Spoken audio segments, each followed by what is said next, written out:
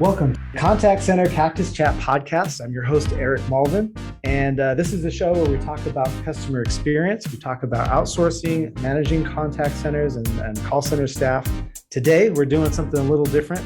We are focusing on the customer experience, but from a slightly different perspective. So I'd like to welcome our very first guest ever today, Mark Saveda. Thank you very much for joining.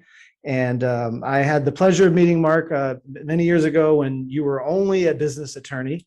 And although that's one of the hats you still wear, you have another hat that you're wearing starting about 2 years ago, where you made you added on from the courtroom. You didn't make the switch, but you added in from courtrooms to tasting rooms now. So today you're known as the chocolate savant, travel the world sourcing the best chocolates, and you get to help create these amazing tasting experiences where you get to try these amazing chocolates. So welcome to the show, and thank you very much for joining. Okay, Eric, thank you for having me. I appreciate the opportunity. Yeah, awesome. So since this show is about the customer experience, I do have a couple questions around that. So since, for the people listening, we talk about outsourcing, but customer experience is a big part of that. And then customer experience is everywhere. It doesn't matter if you're on the phones, if you're in person meeting with somebody, if you're using a service. So explain to our listeners, what is a chocolate tasting experience? Well, a chocolate tasting experience can be a whole lot of different things. For me, a chocolate tasting experience could be going to a chocolate shop and trying out new chocolates there. It could be trying out a new recipe in a cookbook that I enjoy. It could be putting together 6 different types of fine chocolates that come from different parts of the world and having people sample them. So there's just a wide variety of chocolate experiences. Yeah. And what do you do to help design that experience? Like how important is that for that experience for the person that's trying the chocolates? Because I'm sure a lot of thought goes into that, right? You're not just like, oh, I went to Fry's on the way home, here's some chocolate bars. Well, in terms of a chocolate experience or any type of experience in business or in personal life, I always go by the saying, you want to give people a great experience and give them a reason to come back. So you want to create a memory. So when I want to put together, say, a chocolate tasting experience together, then I'm going to go ahead and put together probably 6 fine chocolates, raising anywhere from 70% cacao or 70% chocolate content to 100%. They're going to come from different parts of the world. So when people try that chocolate, they will get to enjoy the different flavor profiles.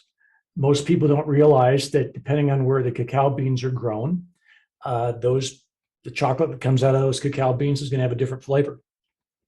So one of the things when I do my chocolate tasting experiences, I want people to have that experience, savor those different flavors, learn something new. And then also in the context of doing the chocolate tasting experience, I also like to do a little bit of an extra. So maybe I'll do a chocolate and cheese pairing, something that people haven't had before. Or I may make a specific type of brownie and bring that out as a surprise at the end so people get to sample that. So that just goes along with this whole idea of give people a great experience and give them a reason to come back. Oh, I love that. And that translates actually really well, more than I even imagined, to the contact center space, because yeah, I mean, we're trying to provide these experiences that are extra. They need to be not ordinary. If they're normal, everyday conversation, doesn't really stand out. But if you leave that call or that interaction or the chocolate tasting and you're like, wow, that was different, like that was something I haven't experienced before. Yeah, that's what we're aiming for too. So I think a lot of people that are listening, they're also deep into the business world and their careers.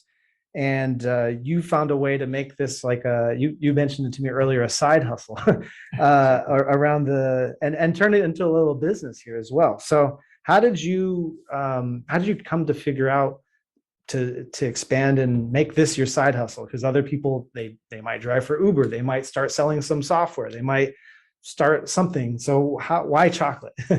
Well, first of all, I've always had a passion for baking. So that started as a little kid, 6, 7 years old, with my mom in the kitchen. So I've always enjoyed baking. And then I've always enjoyed eating chocolate, but typically it was always been milk chocolate.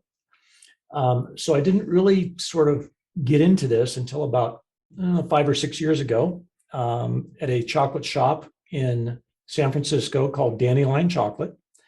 And Dandelion is a bean to bar chocolate maker, meaning that they purchase the beans, They do everything in terms of roasting the beans, cracking them open, having cacao nibs, converting that into chocolate. And they would typically have about 15 different types of chocolate set out in a row. You could sample everything.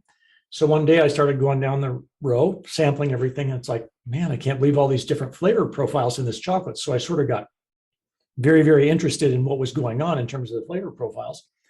And I have the opportunity to travel a lot in the world. Always have enjoyed going to bakeries. I have a little bit of a sweet tooth. So it just sort of came together in terms of traveling, finding different chocolate experiences out throughout the world.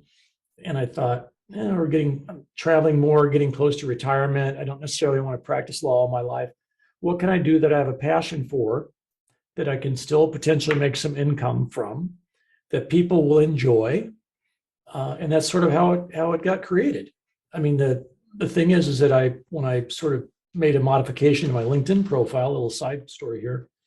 I mean, who wants to connect on LinkedIn with a lawyer? I mean, lawyers are a dime a dozen, but a lawyer who has a passion for chocolate, then that was totally different. So when I added chocolate in to my LinkedIn profile, then my first connections on LinkedIn just exploded. Oh, really? Yeah. So for whatever it's worth, maybe somebody wants to use that in terms of their business to help grow their business also.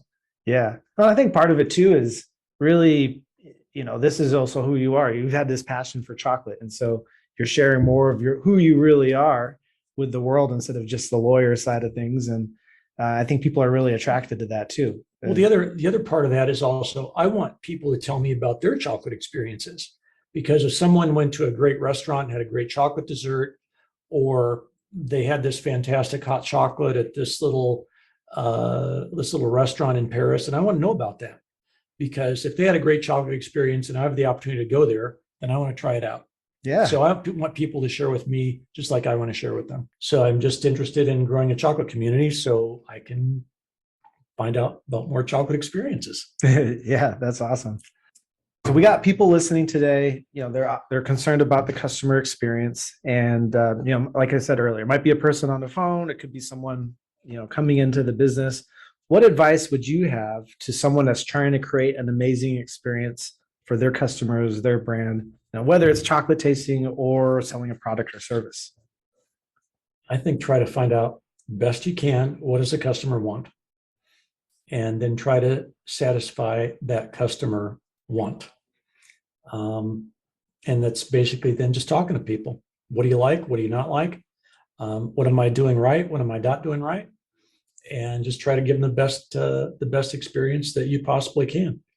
And what can you do to differentiate yourself from the competition? I think that's really perhaps the most difficult thing to do in business, especially if you're in a business that everybody's doing it. How do you differentiate yourself? It's like the pizza business. There's pizza is around every corner. What makes one pizza company successful and the other one not successful? Why does one have a line out the door and the other one doesn't? It's got to be the customer experience. So find out what your customers want and give them a reason to come back. And that is great advice. Thank you for sharing, because I know working with businesses, that's one thing that's across the board. Businesses are guilty of that. They get so focused on the business and they forget to talk to the customers and see what exactly they really need. And that's so true. So thanks for reminding our listeners about that. And thank you for sharing these amazing chocolates with me. I really appreciate you being our first guest today too. So thanks for joining. And if people want to learn more about you or the chocolate tasting, they want to connect with you, maybe tell you about an experience somewhere in the world that you need to go try, how can they connect with you? Okay, it's pretty easy. It's Mark, M-A-R-K, at chocolatesavant.com. That's my email address, mark@chocolatesavant.com. I'm very active on LinkedIn. So if you go on LinkedIn and just type in Chocolate Savant in the search bar, I will come up so you can connect with me. I'm on Facebook, so I'm pretty easy to find. So, and I really welcome people reaching out to me and sharing their chocolate experiences with me. And I'm looking forward to sharing more of my future experiences with your listeners. Awesome. Well, hey, thank you very much for joining the Contact Center Cactus Chat podcast. And until next time, we'll catch you guys on the next episode. Thanks. Thank you.